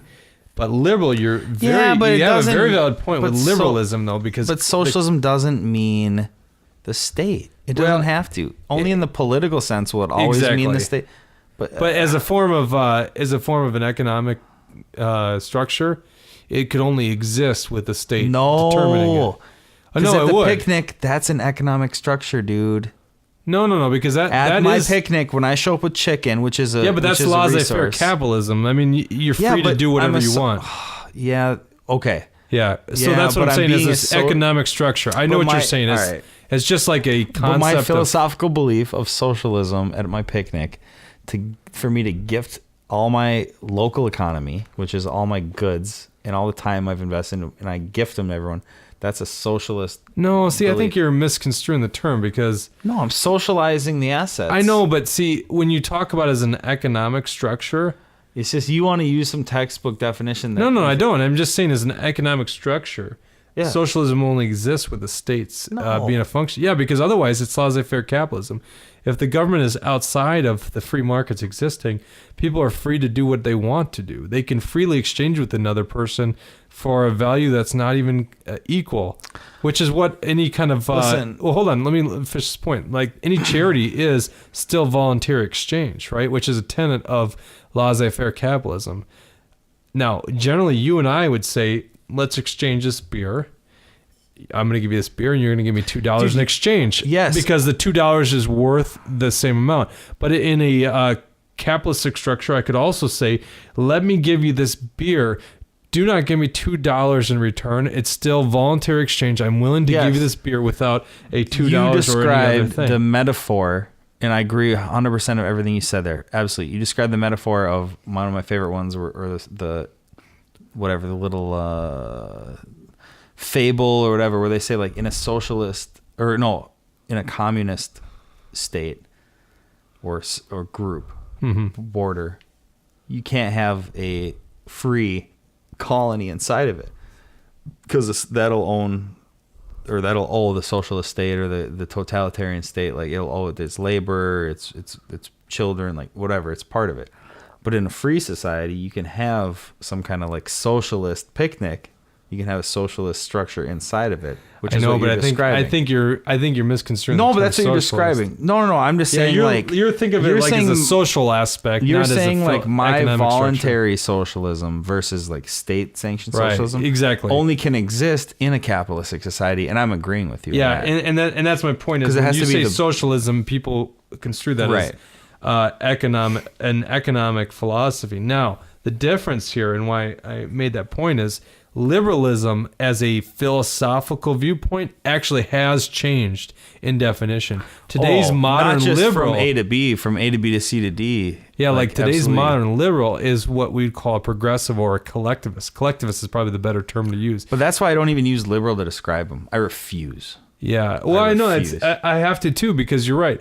Like, I it's just really don't interesting. even. Milton I can't Friedman, use the liberal Rush Limbaugh how he uses it. Like liberal, I just can't. Or like Michael Savage, like the liberals, or even anyone in even the local. But most Republican, people know I what you're can't- talking about. I now. know, but I can't. I know, but see, like Milton dude. Friedman's book, Capitalism and Freedom, a really good book, a good economic book to read. He actually, in one of his later editions, has to write in the preface, like explaining how liberal in the terms in this book mean freedom or liberty, pro-liberty. Yes, that's because a great example. by the People time cite that fourth edition came out, it had totally morphed into a totally It's different a edition. great. I haven't read that book, but you know that little Oh, you thing gotta you read said. that book. It's a good book. I've heard that 10 times because it's such a powerful example of the times changing. Like Right. that's a great barometer to be like, listen, when he wrote it here, it meant this, and he had to put an addendum, like he had to correct it. Yeah. He had to amend it and basically say, listen, my book's still good to go, but you got to check this out. You These gotta check it terms out. changed. You got to understand what I was saying 20 years ago. You have to get the difference. So Right.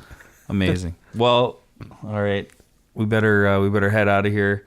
We didn't touch on all the serious topics like What topics? we were going to talk had about me write down one thing 300 on this notepad. 300 Browning 300 Magnum A-bolt guns and all that. But no, Jake Duesenberg, Mage podcast. It's April 8th, 2014.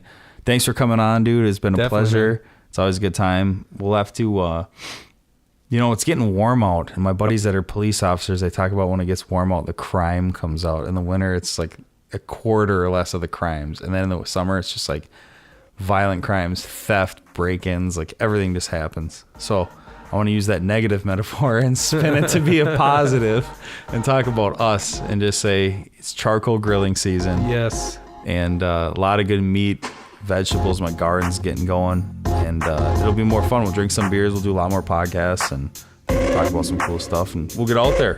Awesome, man. All right. Cheers. Peace out. Mage podcast. We'll catch you next time. Later.